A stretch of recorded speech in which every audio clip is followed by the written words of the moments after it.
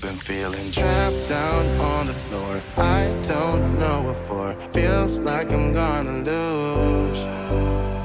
Silence takes a hold. I can't let it go. Chain up, no one knows.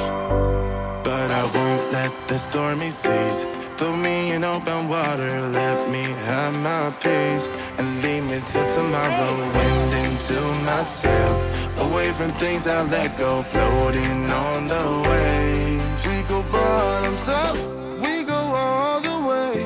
When you're feeling down, push the pain away.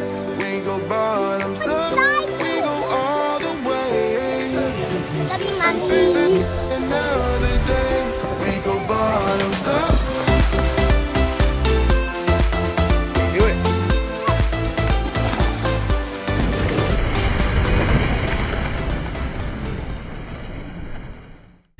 Okay, so we have a 2013 Ram 3500 with the 6.7 liter turbo diesel.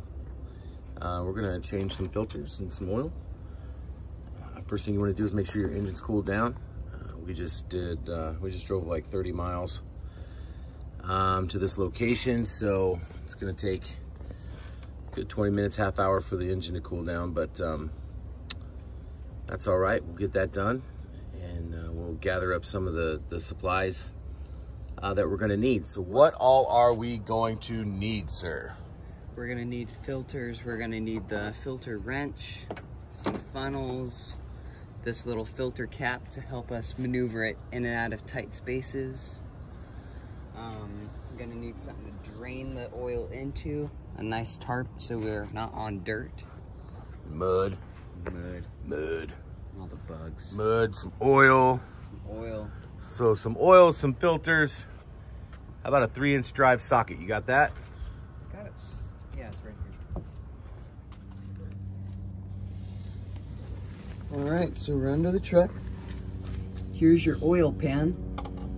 There's your oil plug. You need a 3/8 drive to undo the plug.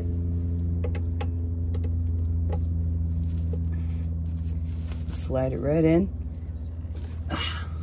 Undo it.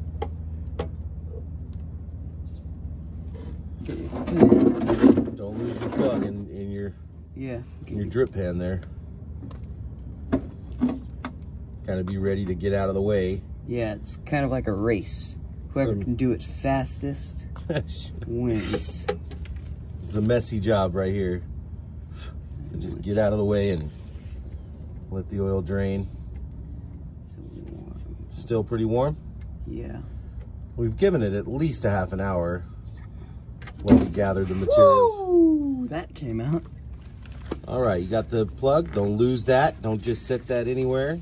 Also, make sure to open up your oil cap so that the oil will drain faster. All right, we're on the passenger side of the truck. We turned our tires all the way to the right so we have easier access to the oil filter in there. Make sure to get your filter wrench. Those are pliers. Filter pliers, my bad. In there.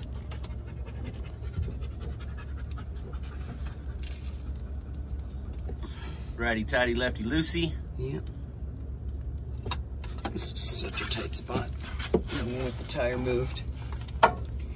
Okay, once you get it loosened up with the pliers, stick your hand in here and start loosening the filter. I'm wearing gloves because it's still a little bit warm in this thing. Okay, careful. It's gonna fall. It's gonna fall. Once you get it loosened all the way off, it's gonna fall and it's gonna make a mess. If you... Yep. I think I'm right about there. You feel that? Yeah, it's... How heavy is this thing? Like half a pound maybe? Yeah, maybe. Okay, yeah. Why is this thing getting warmer the more I turn it? How is this thing not come off yet? Yeah. Ooh, there it goes. See? You see if you can get your plug on it. Oh, nope, I can't. I can't. My hand's in the way.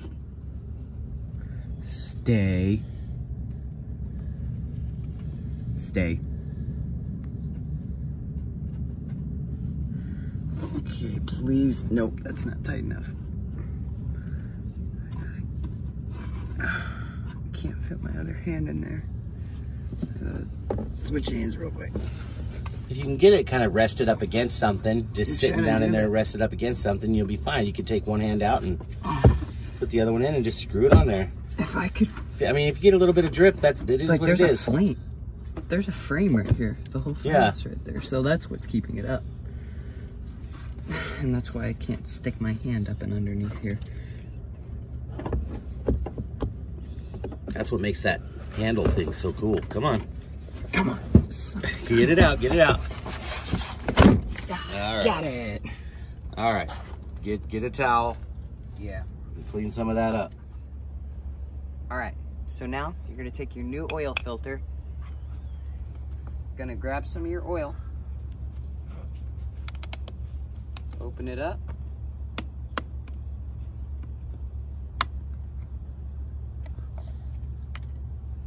You're going to put some of your oil inside the filter.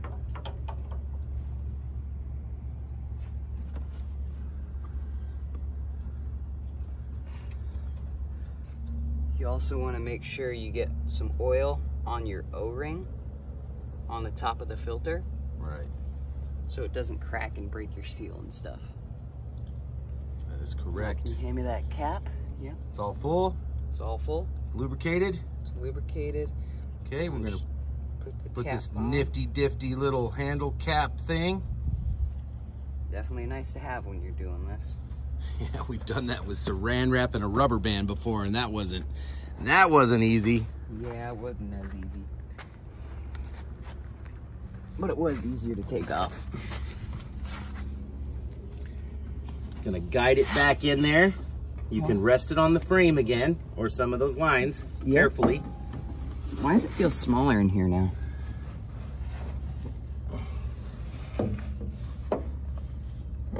Oh! I gotta figure this thing out.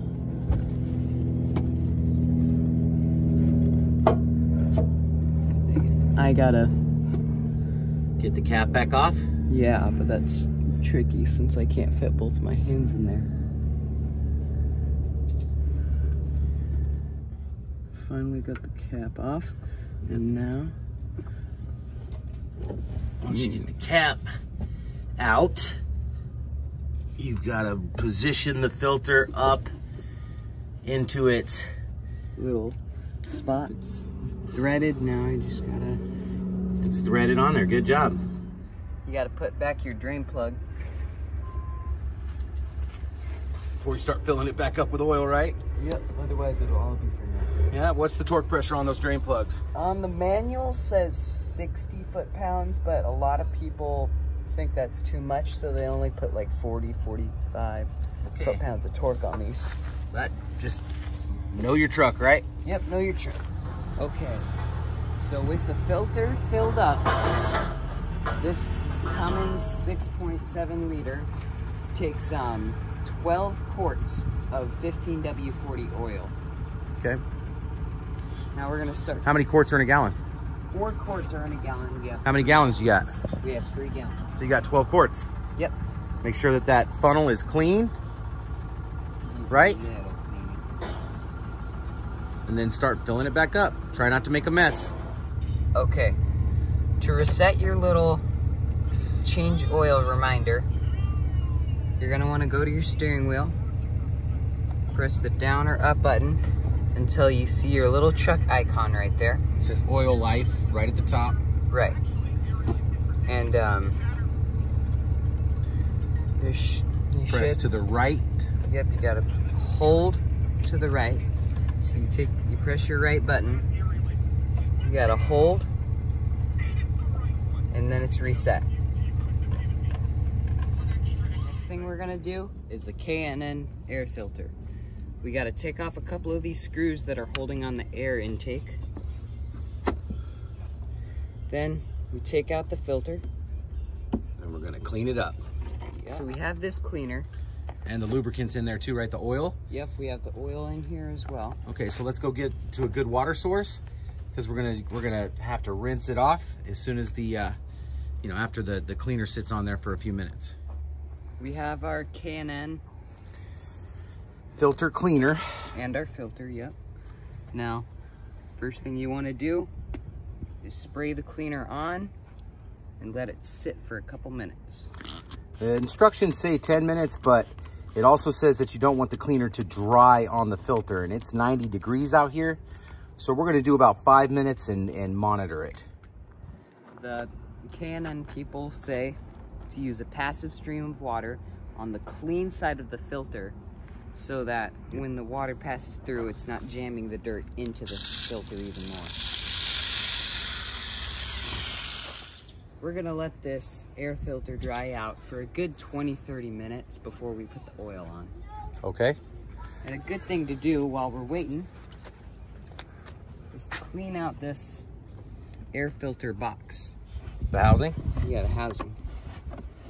So that all that nasty dirt's not getting gummed up inside the filter. Now, when you're putting the oil back on your filter, you want to keep your nozzle about 3 inches away, and you want to make sure to get every single fin.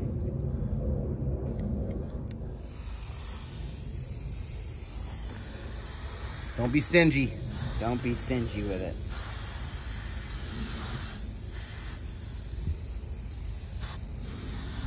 That spot right there that you miss.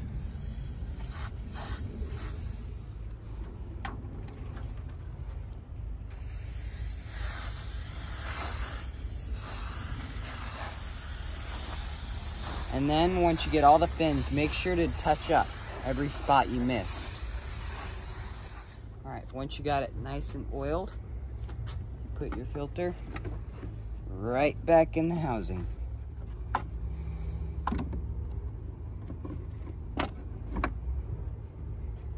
Nice and pretty. Tighten down these screws. Not too tight because you'll crack the housing. Yep.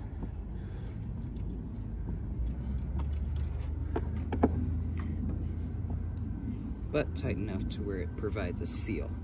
So we're back under the truck. We're gonna replace this rear fuel filter. Now, the first thing we want to do is drain the fuel. I got a cup. Okay, I got one too, and I'll move this one out of the way if it. Yeah. And you can put that one up. So we're gonna drain this fuel real quick. A lot of people put a hose on there or whatever. We don't have access to that right at this second, so we're just gonna catch the fuel so we can dispose of it properly. Just unscrew it, righty-tighty, lefty-loosey. It'll start to drain. Oh, it's done. Okay. So you can take this, you can loosen this sensor off with like a pair of channel locks or a crescent wrench. And once you got it loosened up, you want to disconnect this wire so that when you're twisting the sensor off, it doesn't bind up the wires and then you accidentally break it off. So disconnect that and then start gently unscrewing it. Minding the lead, minding the wire the whole time, so. Yeah. Yeah, good job. So you break that loose to get the old filter off. You gotta be careful. It will leak some more fluid out, some more diesel out. Okay. When you have the fuel filter off, before you put it back on, you're gonna change the seals and make sure to not double O-ring the sensor. And then you're gonna put it back in its seat and firmly tighten the filter back on, but don't cross thread it. Yeah. Once you have your fuel filter firmly seated and tightened back down, make sure to connect your wires right here. That wire harness? Yeah, the wire harness. Now that you got your fuel filters replaced, you're gonna take your key, you're gonna switch it to the run position. Do not start the truck without priming the system first. Let it stay at run for a couple seconds. Turn it off. Turn it back on. Let it let it stay on run for a couple seconds, and keep repeating about between 5 and 10 times of doing that. Then try to start the truck. Okay, while you're under the hood, make sure to check your brake fluid reservoir. It needs to be filled up. Recommended use for this truck is .3 brake fluid. Check the battery terminals, make sure they're free of corrosion. If they're not, use a wire brush and brush them off real quick.